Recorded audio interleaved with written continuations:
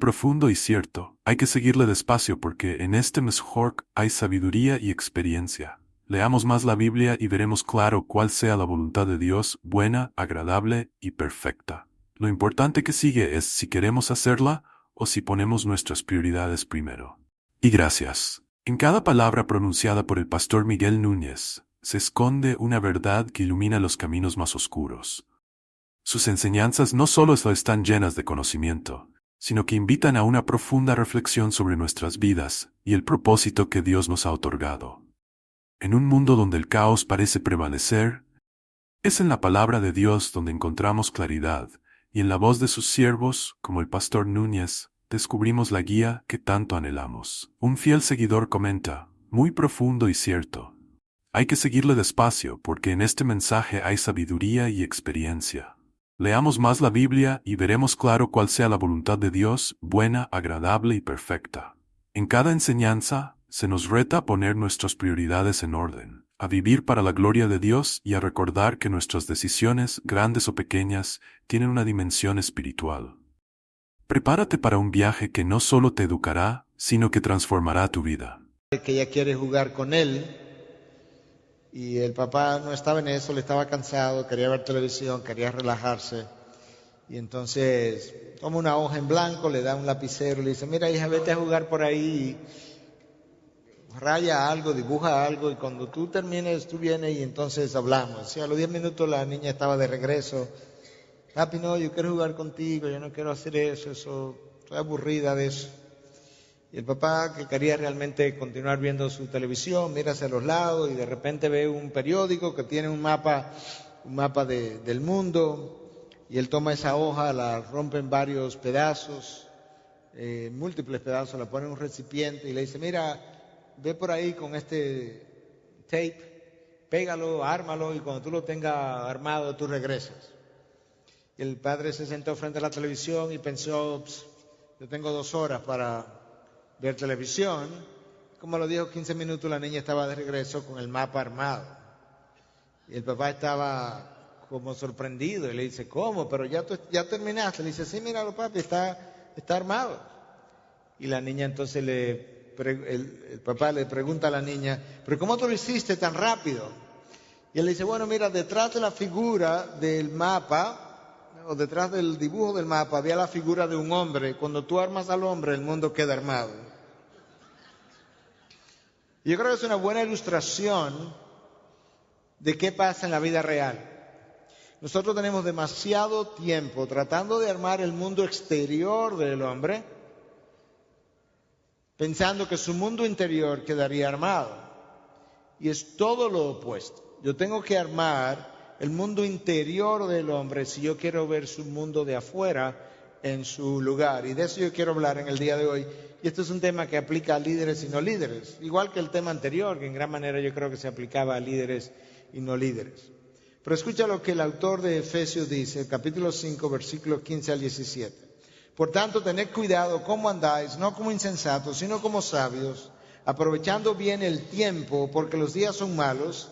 Así pues no seáis necios, sino entended cuál es la voluntad del Señor. El apóstol Pablo está llamando a los efesios a aprovechar bien el tiempo, algo que nosotros no hacemos. La palabra traducida ahí como tiempo en el original es cronos. En el griego hay 2 palabras para tiempo. Una de esas palabras es esta, cronos. Que no es tanto, una de esas palabras es esta, kairos. Hay 2 palabras, crono y kairos. Crono es una palabra que tiene que ver con tiempo en términos del tiempo del reloj. Y kairos es una palabra que también es traducida como tiempo, pero es un tiempo de oportunidad. Y la palabra que Pablo está usando aquí es la palabra kairos o kairos. Lo que él está diciendo es, aprovecha bien el tiempo, que hay una ventana de oportunidad que Dios ha abierto. Usa esa ventana de buena manera. Nosotros estamos en una ventana de oportunidad. Esa ventana de oportunidad pudiéramos definirla como el tiempo que Dios me da en mi vida de manera activa, durante el cual yo puedo trabajar como lo estoy haciendo ahora, pero llegará un tiempo en que quizás por la edad avanzada yo no podré hacer uso de ese tiempo de la misma manera, o porque voy a morir, o porque la persecución llegará y nosotros no podremos hacer las cosas que hacemos hoy en día. Pero en lo que este tiempo de oportunidad perdura, el apóstol Pablo está diciendo, usa bien el tiempo. Ahora nota cómo él introduce esa frase. Tened cuidado cómo andáis, no como insensatos, sino como sabios, aprovechando bien el tiempo. La falta de aprovechamiento del tiempo, de acuerdo a este texto, en el contexto que Pablo está trayendo, es una insensatez, es una falta de sabiduría.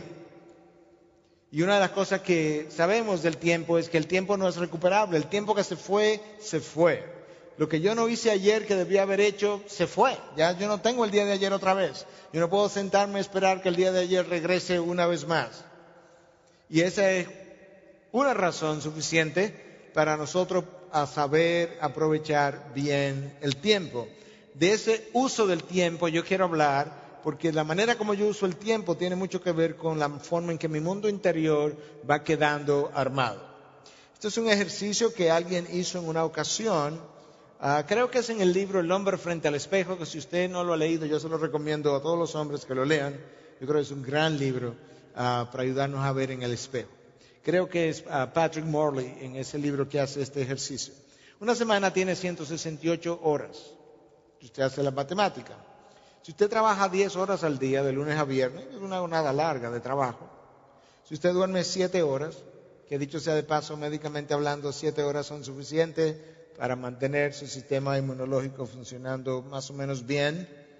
Y si usted le dedica 1 hora a cada comida, yo no sé cuánto tiempo usted le dedica a cada comida, pero si usted como yo no le dedico 1 hora a cada comida. De hecho, hay comidas que yo ni hago, de manera que esa hora queda a mi crédito, a mi favor. Pero si usted le dedicara 1 hora a cada comida, eso hace que usted consuma 20 horas diarias de las 24, entre trabajo, dormida, comida. Claro que hay otra cosa que usted va a hacer, yo simplemente quiero decirle cuánto tiempo le va a quedar para que usted haga lo demás que quiera hacer. El total de eso son 20 horas al día consumida, por 5 días son 100 horas, de lunes a viernes. Sábado y domingo, para aquellos que no trabajan sábado y domingo, esas 10 horas de la jornada de trabajo no cuentan, pero usted va a tener 8 horas para dormir en vez de 7, las mismas 3 horas para comer, 8 más 3 son 11, por 2 el sábado y domingo son 22 horas. Le vamos a sumar esas 22 horas a las 100 horas que ya le calculamos de lunes a viernes y se la vamos a restar a las 168 horas. Entonces, cuando yo hago ese ejercicio, a mí me van a quedar 46 horas a la semana abiertas.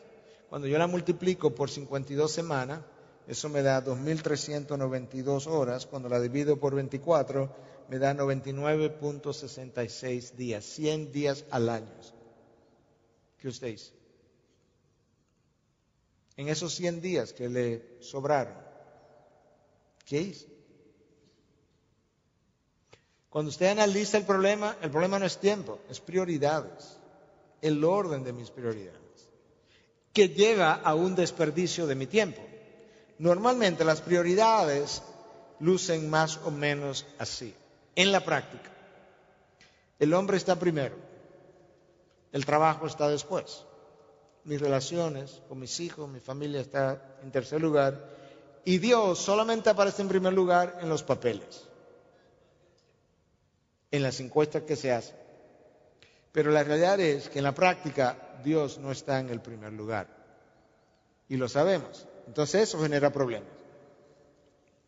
Eso va a generar frustraciones, va a generar iras, va a generar problemas con la familia, problemas con los hijos, problemas en el matrimonio. Nosotros permitimos que lo urgente que está arriba tome el lugar de lo prioritario. Yo tengo que hacer un devocional en la mañana, vamos a decir.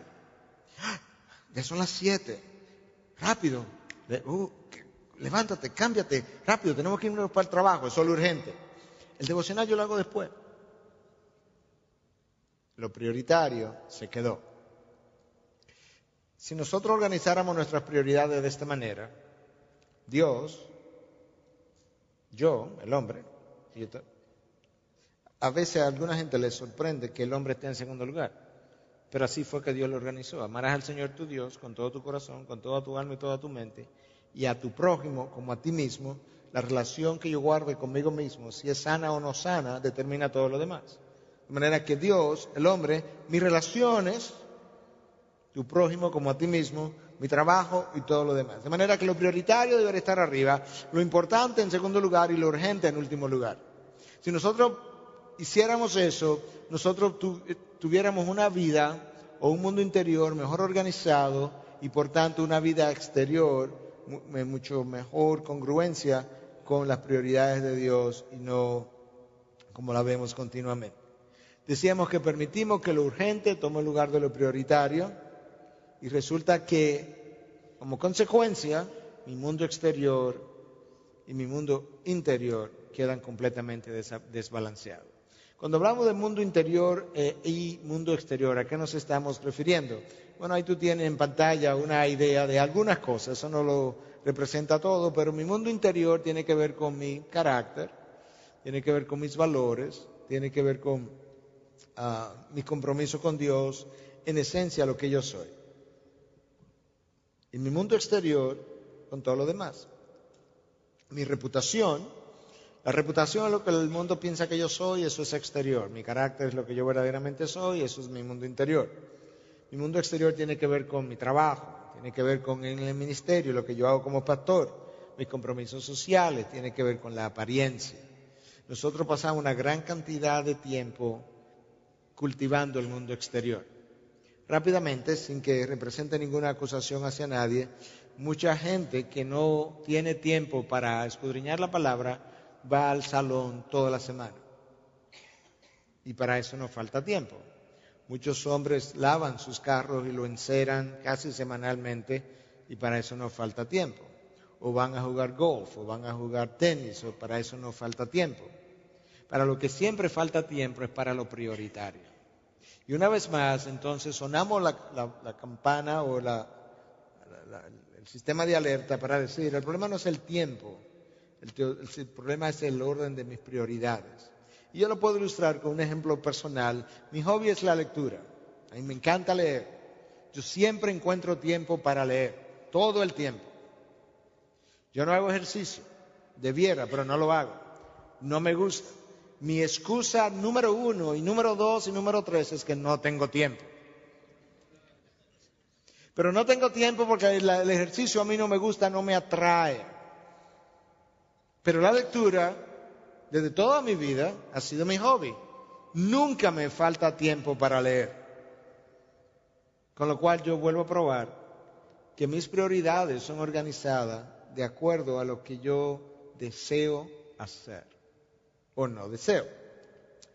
Yo tengo que organizar las prioridades. Ahora, la mayoría de los hombres y mujeres, pero todavía más los hombres, no han pensado en cuáles son sus prioridades y no han organizado sus prioridades. En una ocasión, alguien que yo conozco en Santo Domingo, es un líder de iglesia hoy en día, tuvo un problema familiar significativo y a partir de ahí él decidió hacer un plan de vida. Y es el mejor plan de vida que yo he visto escrito. Pero en ese plan de vida él tiene valores, él tiene prioridades y él me pidió que le hiciera rendir cuenta con relación a sus valores y prioridades para que su vida no se desorganizara. Cuando mis prioridades están desorganizadas, nosotros vemos lo que es frecuentemente el resultado. Éxito en el trabajo, en el mundo exterior y fracaso en la familia. La historia de este pastor yo creo que lo puede ilustrar. Este pastor está, bueno, más que un pastor, este anciano, líder de una iglesia, líder laico o anciano laico, está con su hijo en la oficina pastoral en consejería. Y el hijo es un hijo que está rebelde y que no ha seguido los pasos de su padre. Él le dice al pastor, el padre le dice al pastor, pastor, yo no entiendo a este muchacho. El muchacho está frente a él con la cabeza hacia abajo. Yo no entiendo a este muchacho. Nosotros le dimos educación, le dimos hogar, le dimos iglesia, le dimos esto, le dimos aquello. Y míralo ahí, mira lo que ha hecho de él. No lo entiendo. En ese momento el hijo levanta la cabeza, por primera vez lo mira y le dice, me diste todo lo que acabas de decir, menos lo más importante, tú. Y con eso él se paró y salió de la habitación.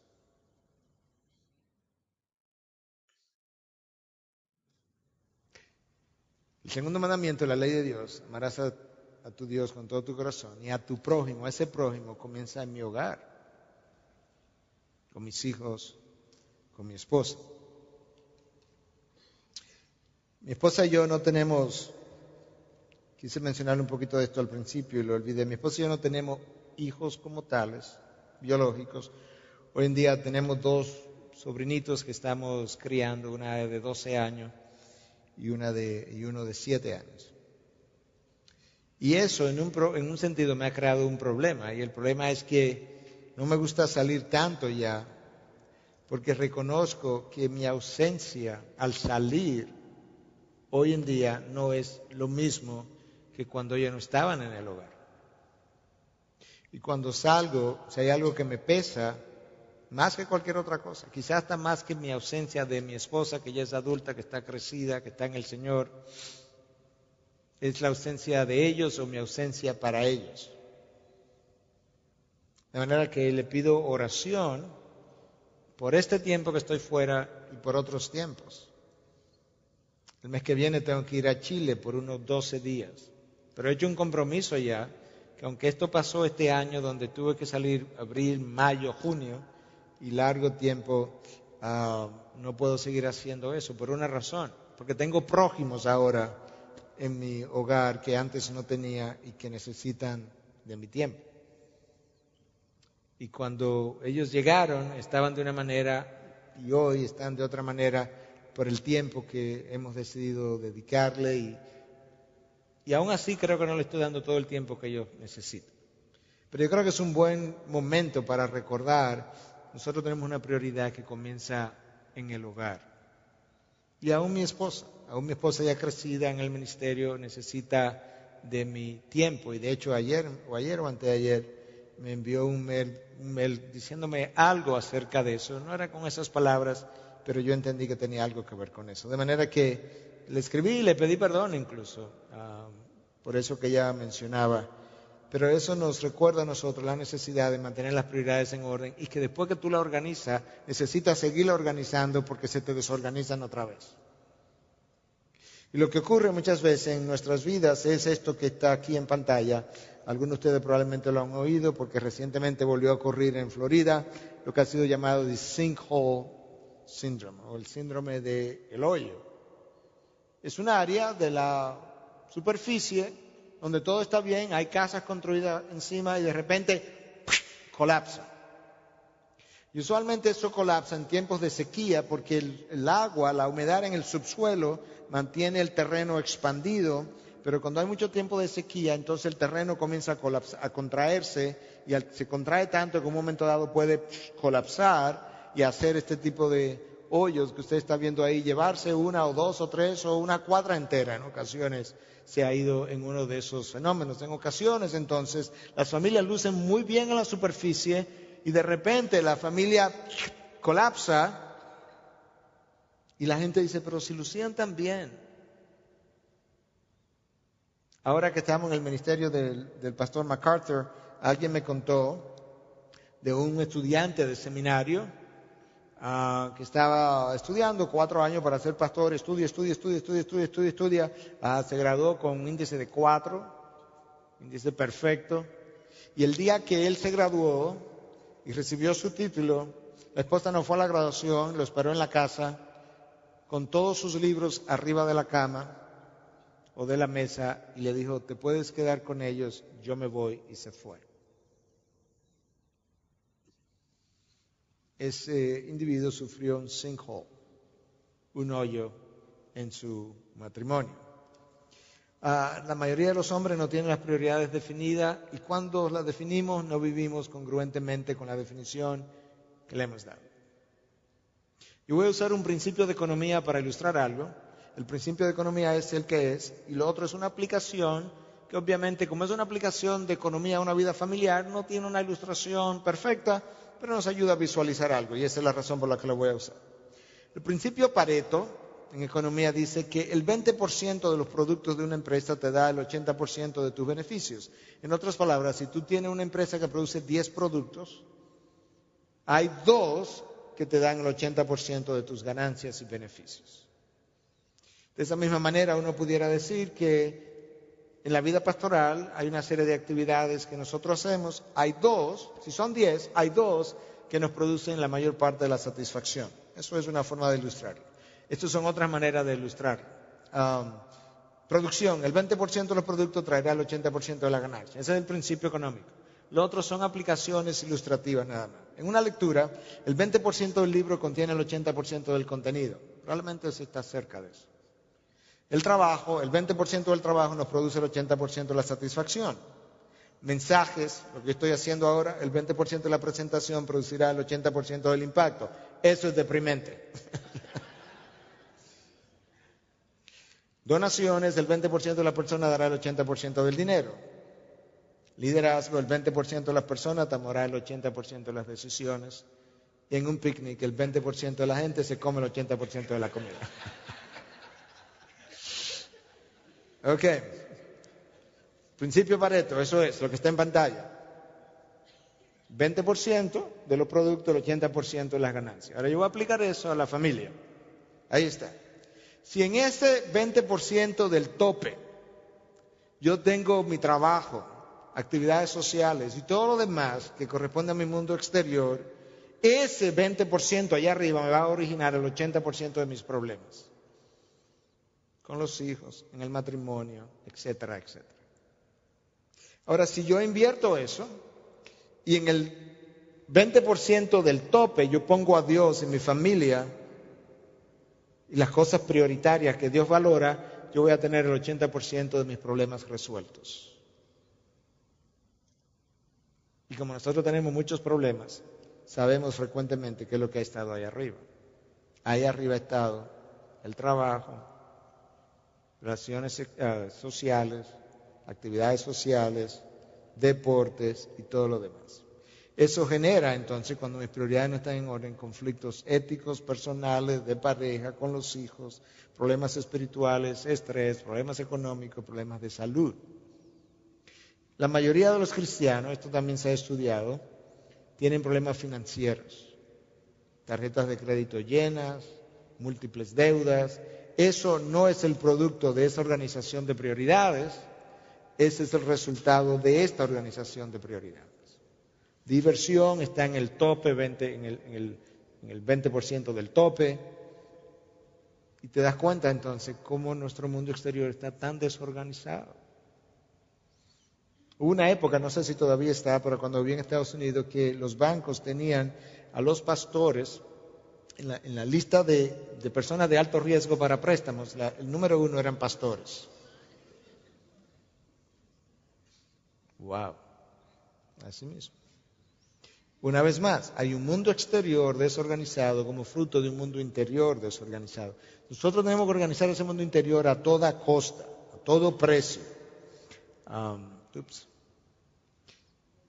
todo precio.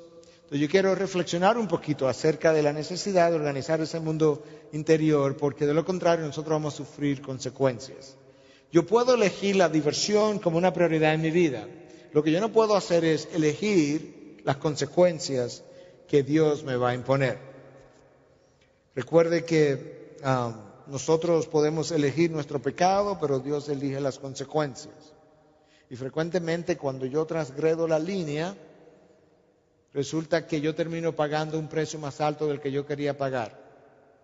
Cuando me alejo de esa línea del estándar, me alejo de la línea, frecuentemente yo voy más lejos de lo que yo calculé en principio que iba a llegar. Cuando llego y me detengo y miro para atrás, me doy cuenta que he permanecido de este lado de la línea mucho más tiempo de lo que yo estimé que iba a estar. Y cuando tú comienzas a ver entonces las consecuencias de esas leyes del pecado, como yo le he llamado, entonces tú quieres vivir de otra manera. El pecado tiene leyes espirituales, por así decirlo, que lo regulan. Entonces mis decisiones van a determinar hasta dónde yo cruzo o no cruzo la línea. Pero al final de cuentas mis decisiones revelan lo que yo soy. Yo decido conforme a lo que yo verdaderamente soy en mi mente interior. Y no solamente mis decisiones revelan lo que yo soy, mis decisiones revelan quién yo voy a llegar a ser.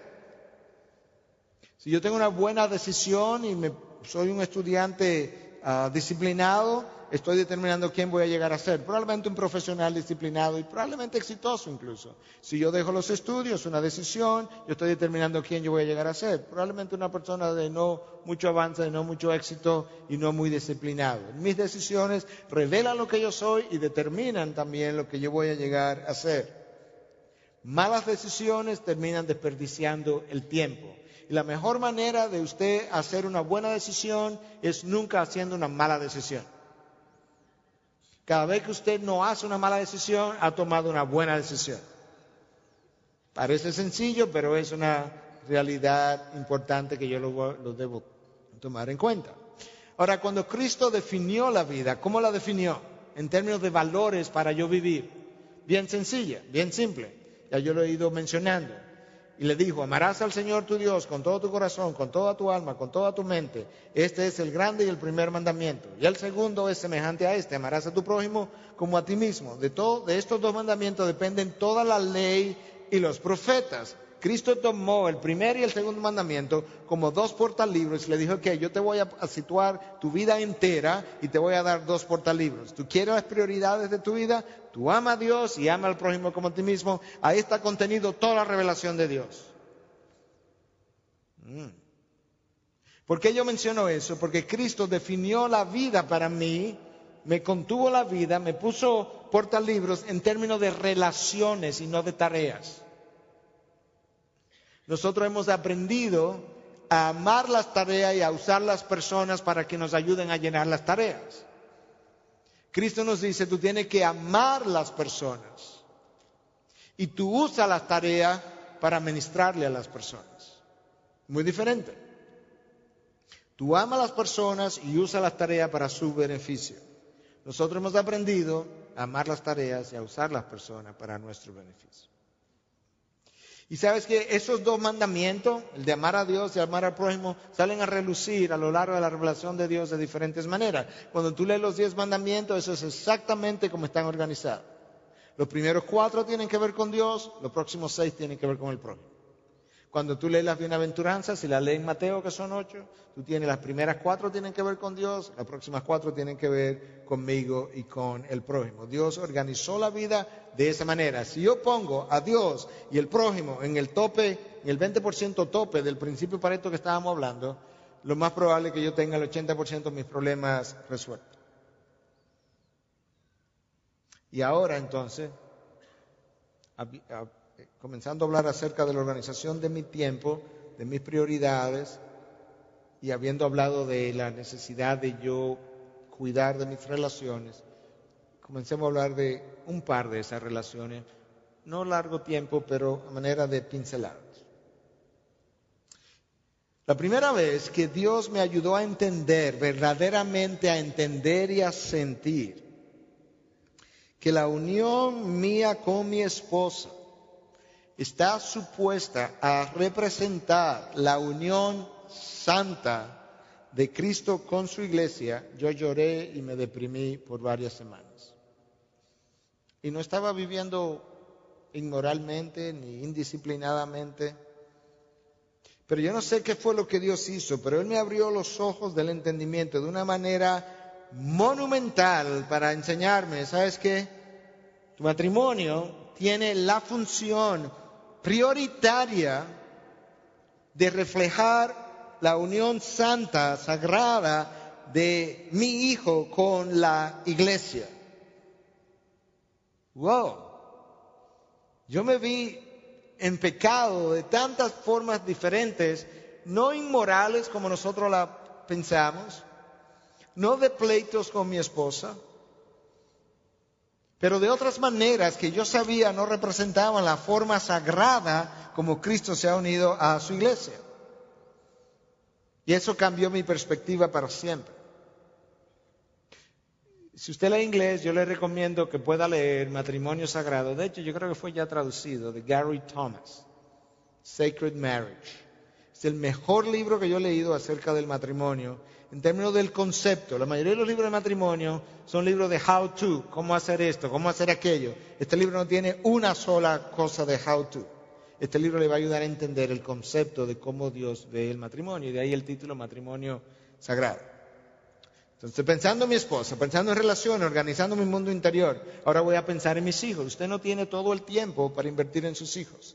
Yo recuerdo que cuando yo iba a salir para Santo Domingo, ya de mudanza, un nefrólogo amigo, tenía él 38, 40 años más o menos, yo creo, quizá un poquito más, comentando acerca de sus hijos, me dice: Miguel, mi hijo mayor ya está a punto de irse para el college, ya se me va de la casa y yo casi ni lo he visto. Porque cuando estaba estudiando, él estudió en Harvard, era una educación muy intensa, y luego salía a la práctica también intensa, y ya no lo voy a volver a ver, prácticamente. Cuando usted toma en cuenta esta otra información médica, que el carácter de una persona se forma en los primeros 2 años de vida, y la mayoría de las psicosis se forman entre 9 meses y los 2 primeros años de edad, usted dice: wow, ¿qué hemos estado haciendo? 9 meses. Esta es la razón por la que hemos venido incentivando a las mujeres de nuestra iglesia a que en la medida de sus posibilidades se dediquen a su hogar y a criar sus hijos. Sobre todo cuando los hijos están en el hogar.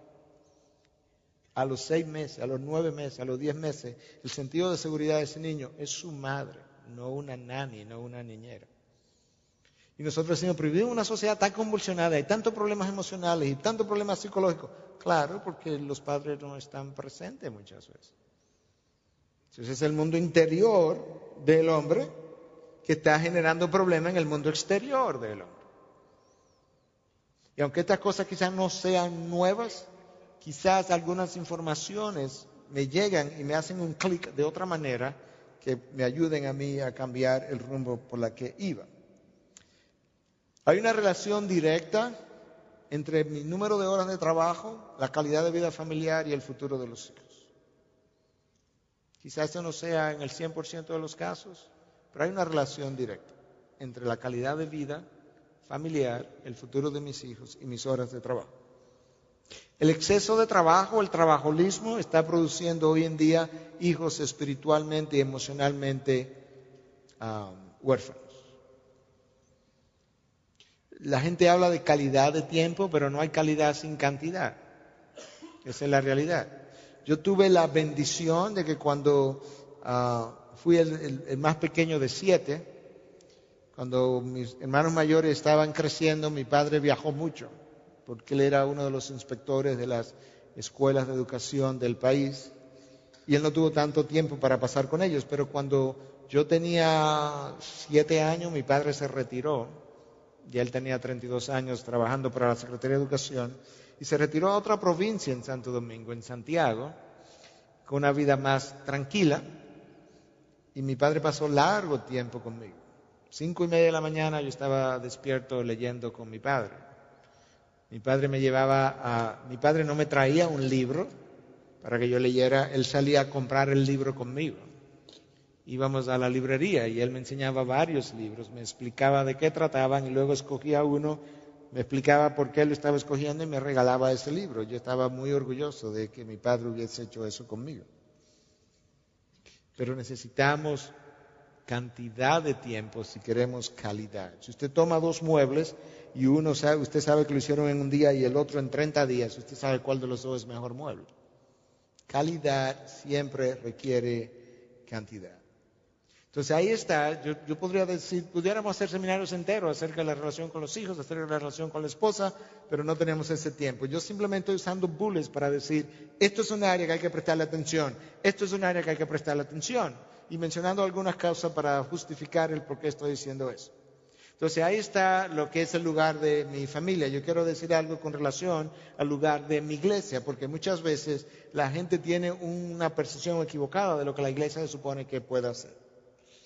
Alguien de nuestra iglesia en un momento dado se quejó de que su hija estaba como estaba porque nosotros no le estábamos prestando atención a su hija como parte del grupo de jóvenes.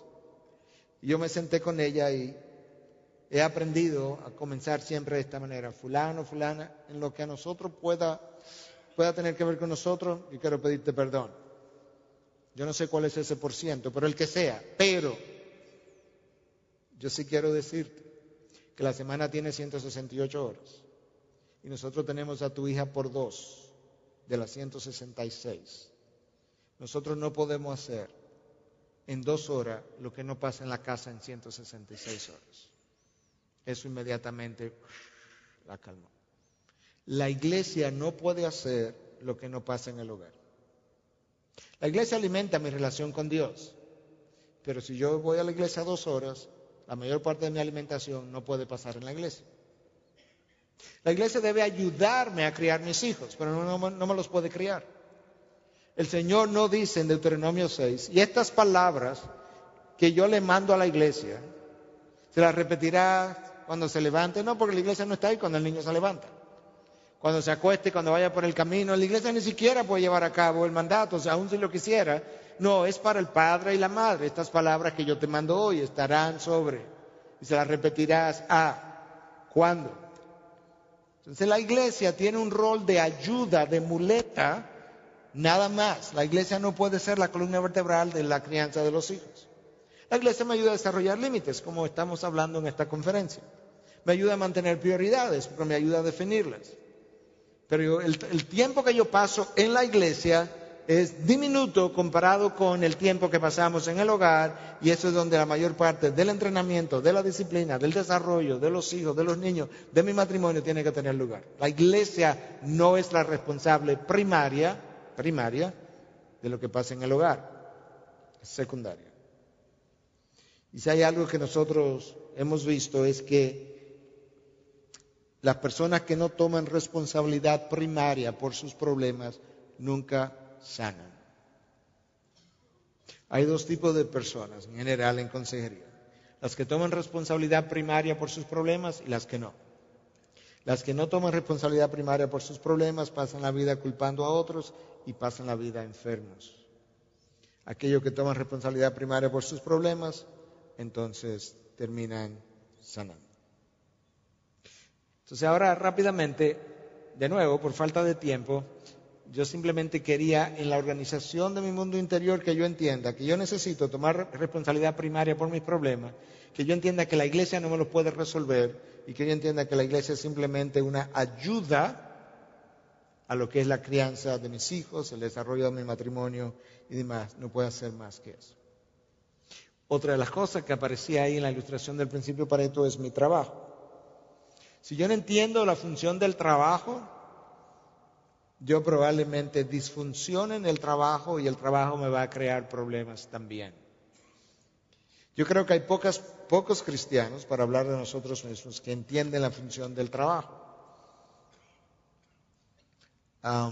Nosotros hicimos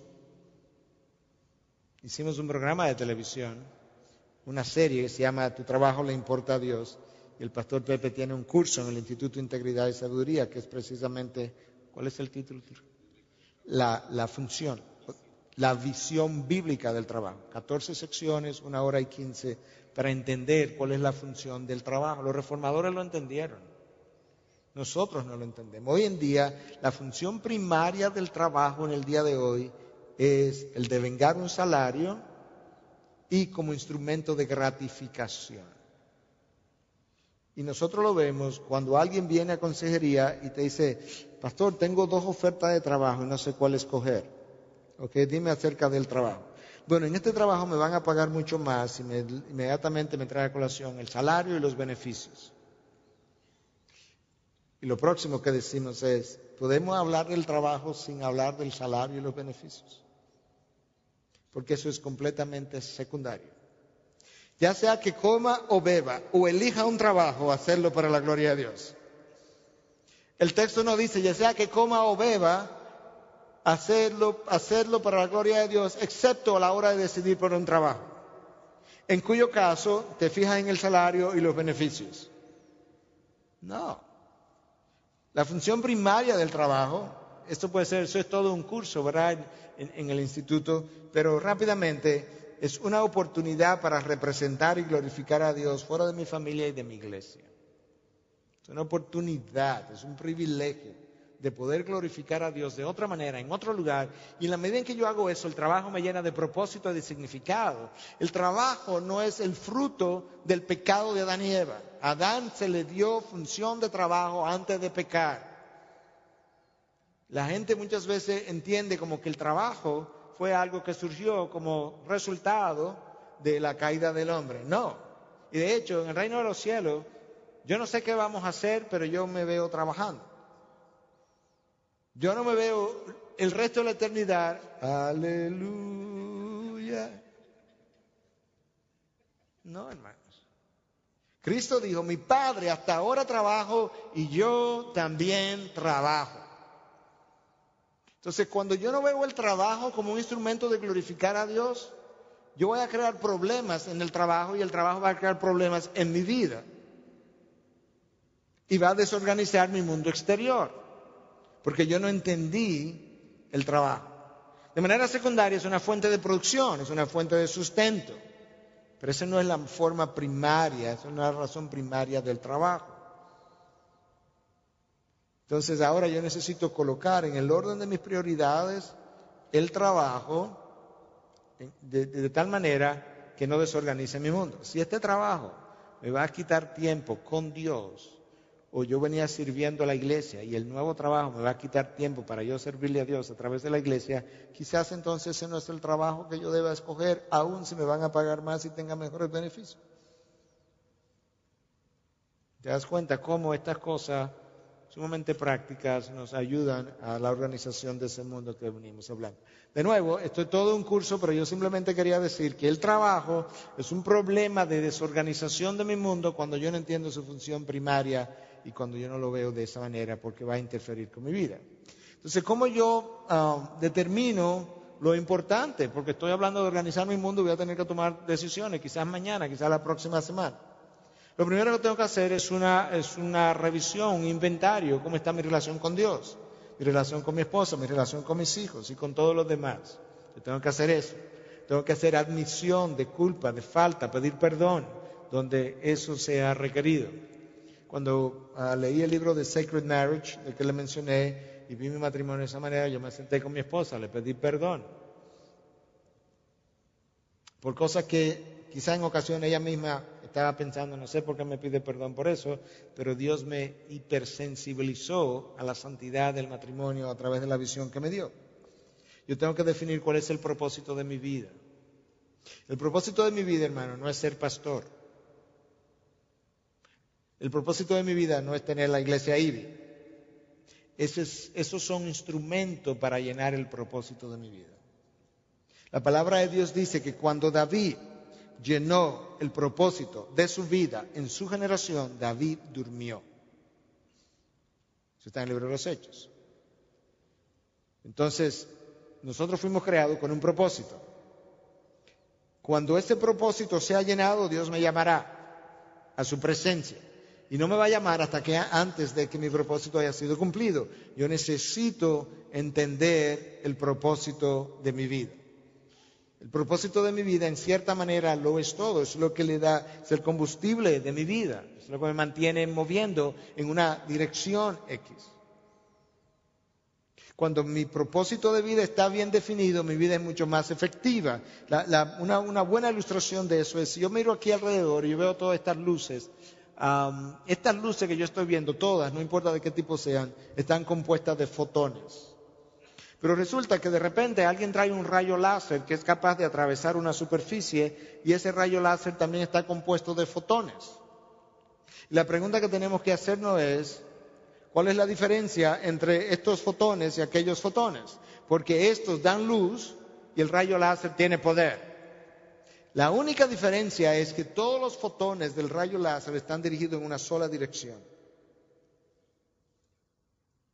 Y el propósito de mi vida es el láser de mi vida, es lo que dirige mis dones, mis talentos, el llamado de Dios en una sola, mis oportunidades, en una sola dirección.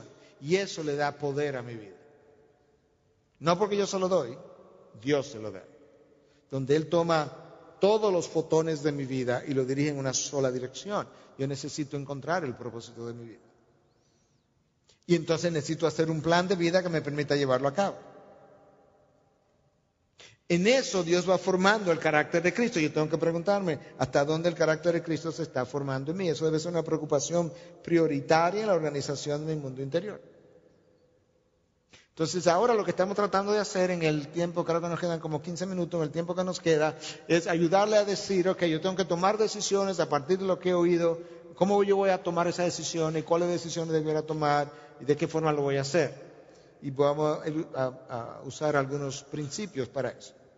La premisa cristiana es que toda decisión tiene una dimensión espiritual. Toda decisión tiene una dimensión espiritual.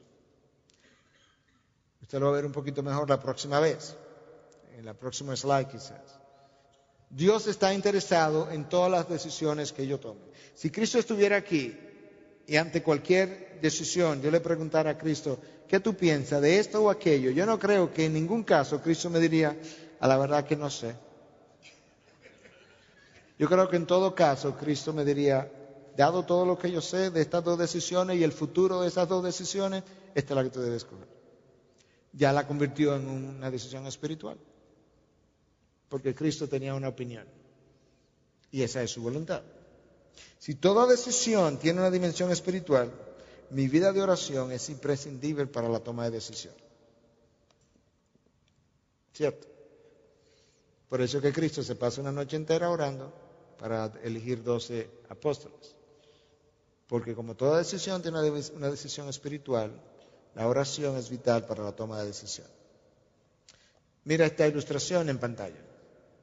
Hay decisiones prioritarias y decisiones morales, y frecuentemente cada decisión tiene un aspecto prioritario y un aspecto moral. Cuando yo pienso en una decisión prioritaria, yo estoy pensando en algo que es lo bueno, lo mejor, lo excelente. Y debo escoger lo mejor o lo excelente. Cuando yo pienso en una decisión que es puramente moral, estoy pensando en algo que es correcto o incorrecto, pecado o no pecado. La compra de un carro tiene un aspecto prioritario y tiene un aspecto moral. Y todo es espiritual acerca de la compra de ese carro. Lo vamos a ilustrar rápidamente. Si yo soy un vendedor, yo necesito un carro. Por tanto, el carro es una prioridad. La pregunta es si yo necesito un Toyota o un Mercedes-Benz. Ahí hay un aspecto moral. ¿Por qué? Porque puede ser que cuando yo compro el Mercedes-Benz, yo comprometa potencialmente la manutención de mis hijos, o el colegio de mis hijos, o el plan médico de mis hijos, o que en 3 meses yo pierda el trabajo, no puedo pagar el Mercedes-Benz, pero yo presumí del Señor y pensé que como yo tengo los ingresos hoy, yo siempre lo voy a seguir teniendo. Ese es uno de los problemas en la toma de decisiones. Yo no puedo presumir que lo que yo gano hoy lo voy a ganar dentro de un año. Yo tengo que planificar sabiendo que quizás dentro de un año yo no tenga ese ingreso. Entonces ahí hay un aspecto moral. Todas nuestras decisiones económicas tienen una dimensión espiritual por otra razón. Nosotros decimos, de acuerdo al Salmo 24, que de Dios es toda la tierra, todo lo que hay en ella y toda su plenitud. Pero luego gastamos los recursos de Dios como si fueran nuestros. ¿Sí o no? Si ciertamente de Dios es toda la tierra y todo lo que en ella hay, a la hora de yo gastar sus recursos yo tengo que pedirle permiso, tengo que hablar con Dios, yo tengo que orar. Desde el año 1984-85 al día de hoy yo no he comprado un carro, una casa, sin haber orado a veces por 3 meses. Si es mentira, Dios que me juzgue. Yo quiero saber qué el dueño piensa. Eso me va a evitar muchas malas decisiones. Entonces yo necesito hacer lo prioritario. Un buen líder hace primero lo prioritario. Un mal líder hace primero lo que a él le gusta hacer. Y no debe ser. Y esa es nuestra tendencia. A mí me gusta hacer esto, pues yo voy a hacer eso primero. No, ¿es eso prioritario? Pues hazlo. Si no es prioritario, pues déjalo de segundo. Entonces ahora estoy ayudando a entender que estas tomas de decisiones que usted necesita hacer a partir de ahora son más complejas que lo que usted piensa. Ayer hablamos un poquito de eso socialmente entre nosotros. Yo decía, cuando me hacen preguntas, muchas veces yo pregunto, ¿tú quieres que te conteste antes de Génesis 3 o después de Génesis 3? Porque después de Génesis 3 no hay nada simple. No hay nada simple después de Génesis 3. Siempre hay motivaciones, como decimos, modum operandum. Hay una cosa detrás que opera. Yo puedo justificarte la compra de una casa, de un carro, del tipo que tú creas, pero sabes que al final mis motivaciones no eran puras. ¿Por qué? Porque vivo después de Génesis 3. Pueden ser menos impuras, pero al final solamente Cristo tuvo motivaciones completamente puras. Las cosas no son tan sencillas como parecen. Ya yo mencioné esto, la mejor forma de tomar una decisión correcta es sabiendo cómo no tomar una incorrecta. Tome decisiones que no violen la palabra. Tome decisiones que no violen la palabra. Esto es una ilustración sencilla, pero aplica para muchas cosas. A una pareja, a una persona, el hombre, la mujer viene, pastor, hay un muchacho que está interesado en mí, y el muchacho me dice que es muy bueno, muy trabajador, le está yendo muy bien en su trabajo, y yo estoy orando para ver si es la voluntad de Dios. El único problemita es que él no es cristiano. ¿Usted está orando para eso? Para eso no hay que orar. ¿Cómo que no hay que orar? No, porque ya eso está revelado. La palabra dice que no ande en yugo desigual, que no te unas en yugo desigual. ¿Para qué tú vas a orar para una cosa que ya está revelada? Y así hay múltiples otras cosas como esas. Rechace decisiones que disminuyen su tiempo de adoración con Dios. Este trabajo va a requerir ahora 14 horas de trabajo al día. Bueno, pues dime, a ver, después de 14 horas de trabajo al día, ¿cómo tú vas a cuidar de tu familia? ¿Cómo tú vas a estar en la iglesia? ¿Cómo tú vas a leer la palabra, tener tu devocional? Bla, bla, bla, bla, bla, bla. Calcule sus decisiones en términos de mi tiempo con Dios, mi tiempo de relación, mi tiempo de servicio en y a través de la iglesia. No se deje atrapar por la lucha por el prestigio, el éxito, la búsqueda de dinero, el crecimiento numérico. No adopte el síndrome de, ¿cómo es que dicen los? Keeping up with the Joneses. El vecino compra un carro viejo, yo creo que deberíamos cambiar el carro. Pero el carro de nosotros está bien, pero el vecino compró uno nuevo. Bueno, dile al vecino que te lo compre entonces. Ese no es criterio, realmente. Yo recuerdo siempre cuando yo le decía a mi padre, pero todo el mundo lo hace o hace tal cosa. Mi padre siempre me decía, exactamente, todo el mundo lo hace, pero tú no eres todo el mundo. Seguimos, organice su tiempo, la organización de su tiempo determina su eficiencia. Evite tiempo malgastado en conversaciones triviales. Yo no estoy diciendo que en ocasiones no hacemos relajo, bromeamos, nos relajamos, y eso era más o menos trivial. Pero quizá no era tan trivial en el sentido que yo necesitaba ese tiempo de relajación. Pero hay otros tiempos que son pura banalidad. Gente que ve televisión 2, 3, 4 horas al día. De nada instructivo. De garbage, de basura. Como dicen en inglés, garbage in, garbage out. Basura hacia adentro, basura hacia afuera. Evite ese tiempo ese consumo de tiempo en cosas triviales. Si usted tiene un hobby, bueno, usa el hobby apropiadamente. En otras palabras, el hobby debe estar a su servicio, no usted al servicio del hobby. Ahora de repente tengo largas horas empleadas en lo que sea del hobby porque el hobby me controla, me domina. No, porque ya el hobby perdió su función. El hobby debe estar a mi servicio para que me sirva a mí y me ayude a mí.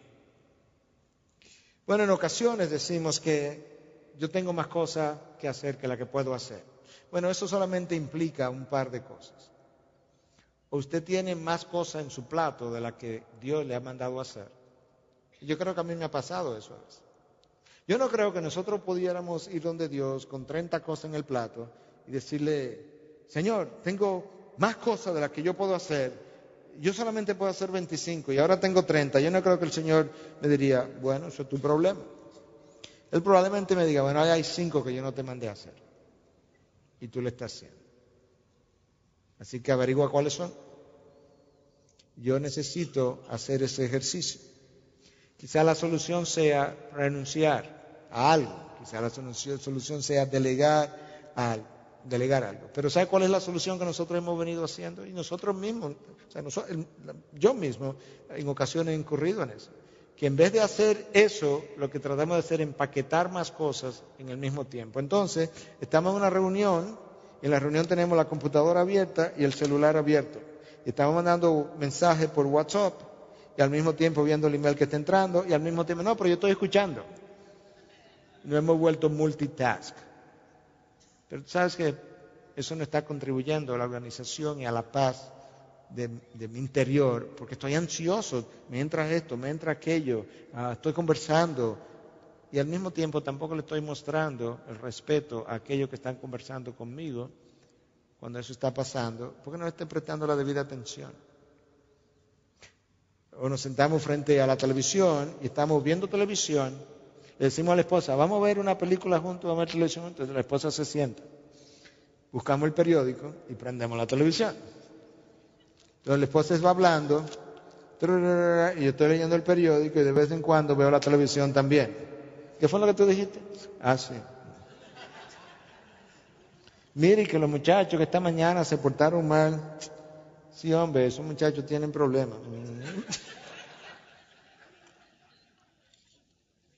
Y luego decimos, ese muchacho es un malcriado. Ajá, ¿por quién? Malcriado, malcriado por alguien lo crió mal. ¿Te das cuenta? Entonces yo tengo que aprender todo eso. Aprenda a decir que no. Yo tengo ese problema. A mí no me gusta decir que no. Quiero tanto tener un yes face que a veces no sé decir que no. Pero yo tengo que aprender a decir que no. Porque si no, yo voy a comprometer mis relaciones. Rápidamente, en los 5 minutos que me quedan o menos, ¿cuáles decisiones bendeciría a Dios? Estos son principios sencillos, pero le va a ayudar.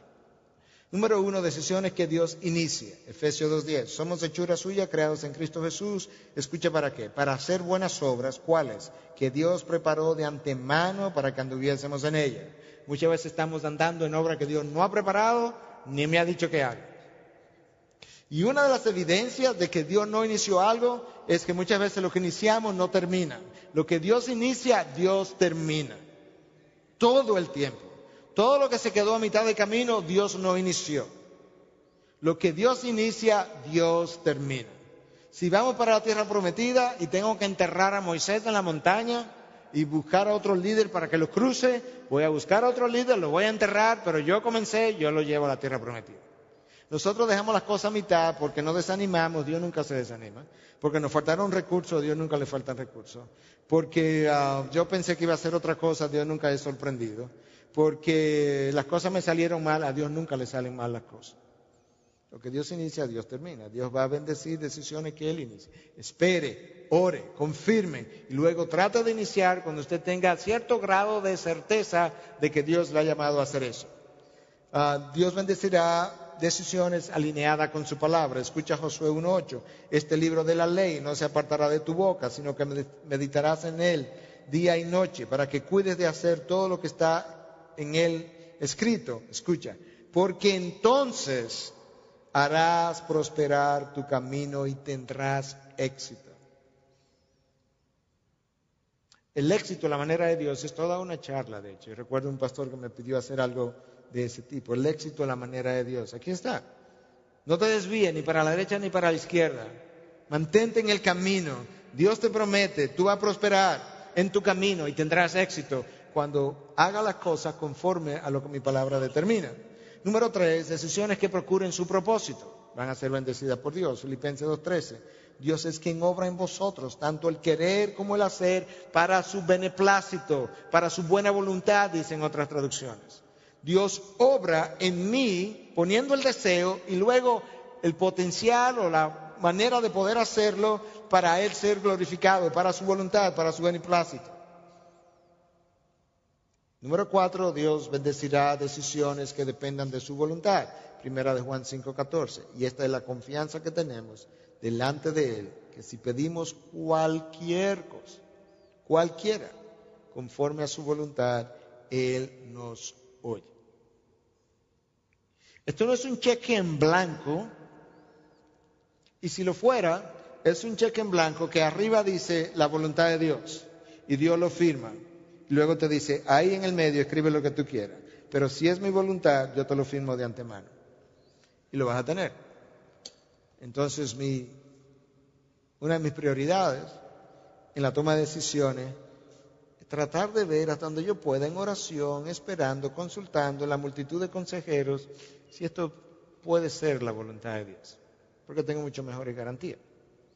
Y finalmente, Dios bendecirá decisiones que le glorifiquen. 1 Corintios 10:31.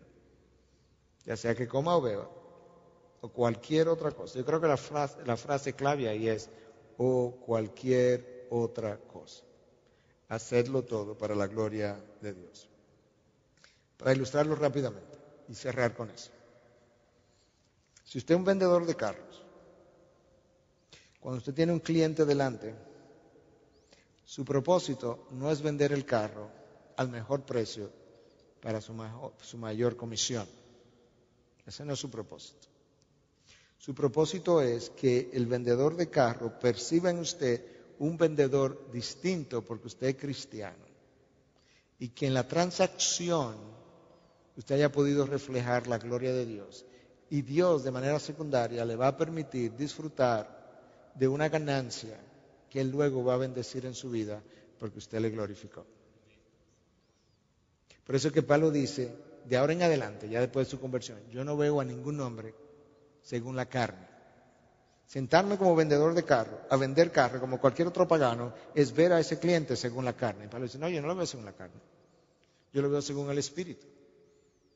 Donde yo tengo la posibilidad quizás de ganármelo para Cristo. Y si no me lo gano, tengo la oportunidad de glorificar a Cristo delante de Él, porque ese es un mandato para nosotros. Hacer, dice Pedro, las buenas obras delante de los hombres, y Cristo lo dijo también, para que en el día de la visitación ellos glorifiquen a Dios.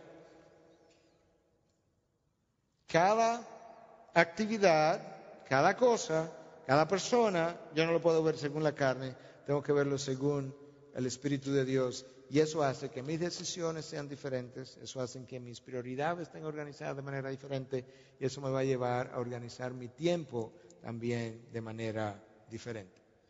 Y al final, Dios es glorificado, yo soy beneficiado, mi familia es bendecida.